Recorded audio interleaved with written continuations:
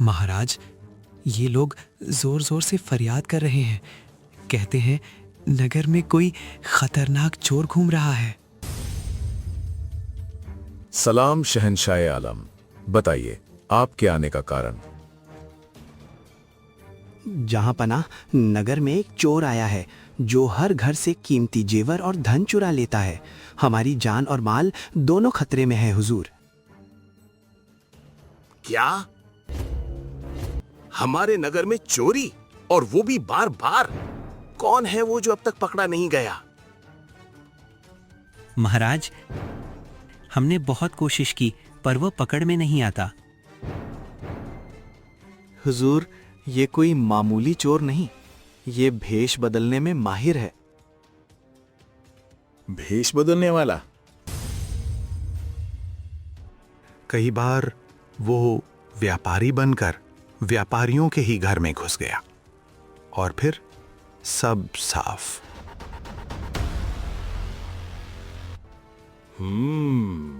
तो तुम्हारा मतलब है वो मेरे ही राज्य में बैठकर मेरे ही कानून को चुनौती दे रहा है? जी महाराज, और उसकी सबसे बड़ी बेशर्मी तो यह है कि वो चोरी से पहले चिट्ठी डालकर चेतावनी देता है। चिट्ठी? वो भी चुनौती देकर चोरी करता है? जी, वो कहता है तुम्हारे पहरेदार बस नाम के हैं, मैं फिर भी चोरी करूंगा। बस करो, मूर्खों की तरह उसके किस्से मत सुनाओ। अगर वो चोर जल्द नहीं पकड़ा गया तो कोतवाल को रोज 200 कोड़े इनाम में मिलेंगे। महाराज, दया करें, हम पकड़ लेंगे। पकड़ोगे नहीं, पकड़ना पड़ेगा।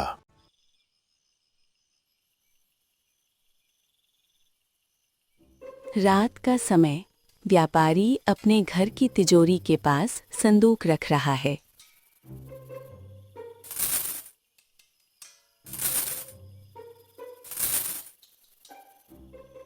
सब ठीक तो है उर्वशी? कोई मुझे देख तो नहीं रहा?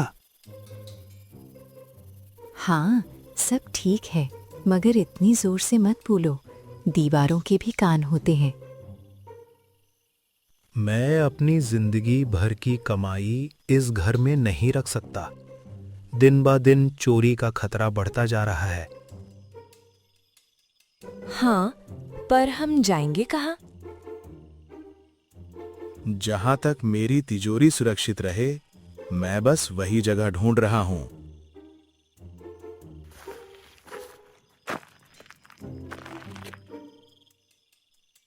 पहरेदार गोकुल दरवाजे के पास बैठे बैठे सो रहा है। अबे ओ गोकुल, यहाँ कोई मार कर चला जाए और तुम बस सोते रहो। माफ करना मालिक, गलती से आंख लग गई। क्या मैं तुम्हें सोने की तनख्वाह देता हूं? आंखों में तेल डालकर जागते रहो। अगर दोबारा सोते देखा तो नौकरी से निकाल दूंगा, समझा? जी मालिक, अब नहीं सोऊंगा।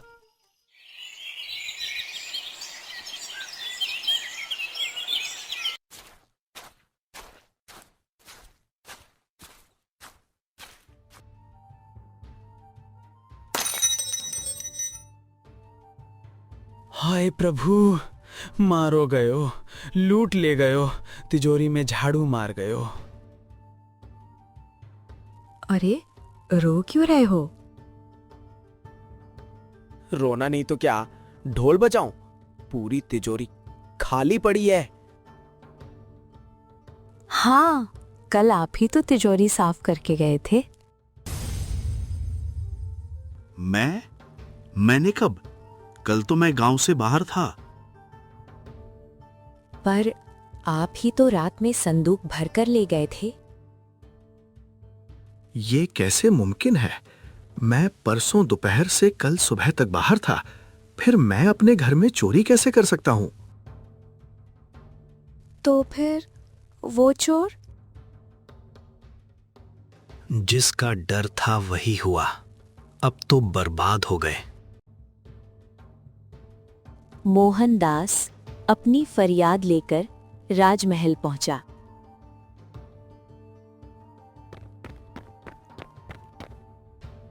दुहाई हो महाराज, मुझे लूट लिया गया, मैं बर्बाद हो गया। कब और कैसे? महाराज, एक दिन पहले चोर ने चिट्ठी देकर चेतावनी दी थी। ये रही वो चिट्ठी। इतने बड़े मूर्ख हो तुम? चिट्ठी मिली थी तो महल में खबर क्यों नहीं दी? माफी महाराज, मुझे लगा कोई मजाक कर रहा है।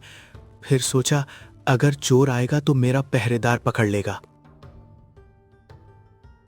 बेवकूफ, तुम्हारे जैसे लोग ही चोरों का हौसला बढ़ाते हैं। जाओ, जब चोर पकड़ा जाएगा तब धन लौटेगा।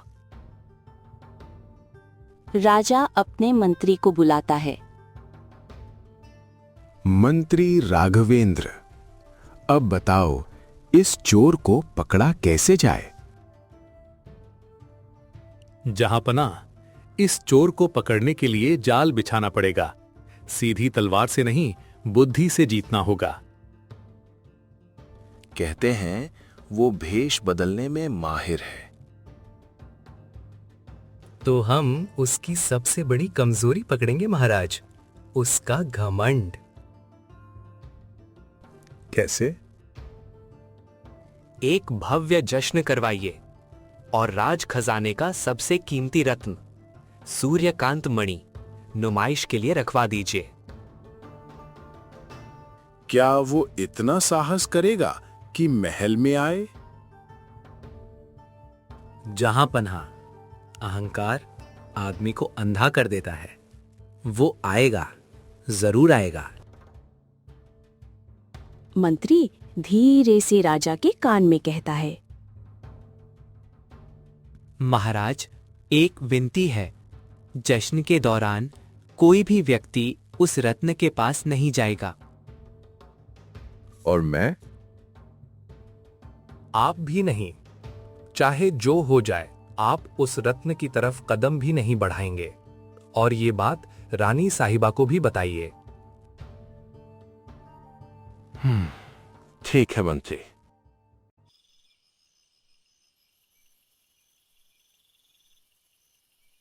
महल में रोशनी, संगीत, मेहमान, नाच गाना चल रहा है।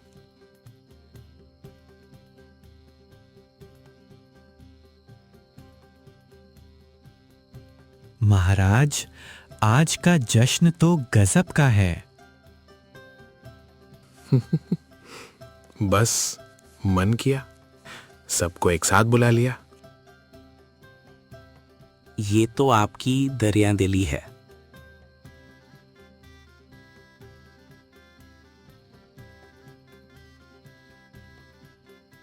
अब बस देखिए महाराज, आज रात सच्चाई खुद चल कर आएगी।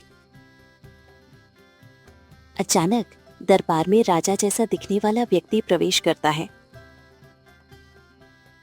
मैं हूं इस राज्य का असली राजा, और ये जो सिंहासन पर बैठा है, ये नकली है। दरबार में खलबली। कौन है तू? हमारे महाराज की शक्ल में क्यों आया? तुम सब अंधे हो, असली राजा मैं हूं। गिरफ्तार करो इसे। गुस्ताख, मुझे गिरफ्तार करेगा? मैं तुम्हें फांसी पर चढ़ा दूंगा। महाराज, खेल शुरू हो चुका है। नकली राजा सीधे सूर्यकांत मणि की तरफ बढ़ता है।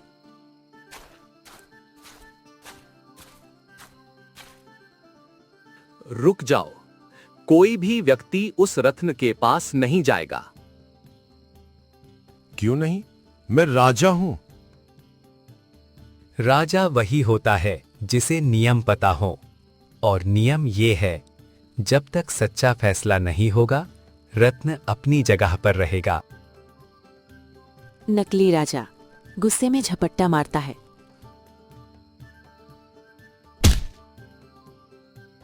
सिपाही और कमांडर अर्जुन उसे दबोच लेते हैं।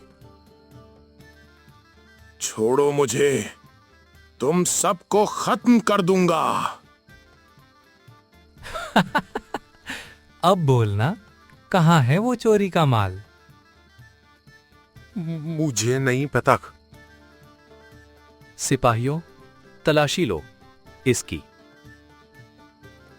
तलाशी में उसके कपड़ों के अंदर से कीमती जेवरों की पोटली निकलती है।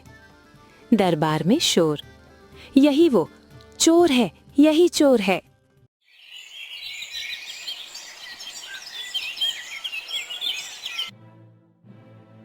तो यही था वो भेष बदलू चोर।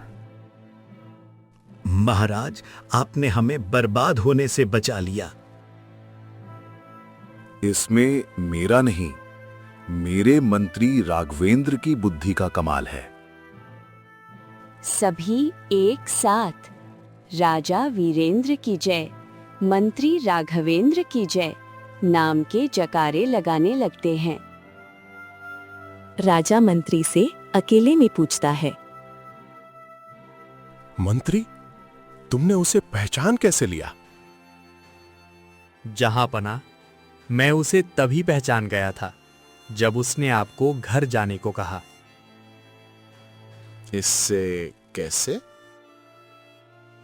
क्योंकि असली राजा अगर होता तो मुझसे पूछता, चोर आया क्यों नहीं, पहरेदार कहाँ है, सब कुछ इतना शांत क्यों है।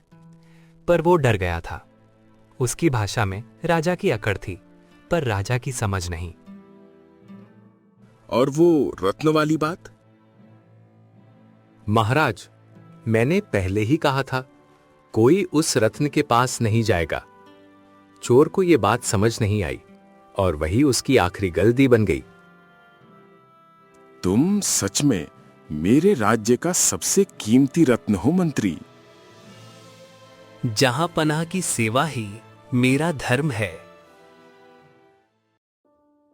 अब जरा आप बताइए, आपको किस तरह की कहानियां ज्यादा पसंद हैं? डरावनी, जादुई, रहस्यमयी? कमेंट में जरूर लिखिए। और अगर कहानी अच्छी लगी हो तो चैनल को सब्सक्राइब कर दीजिए। अगली कहानी उसी पर बनेगी।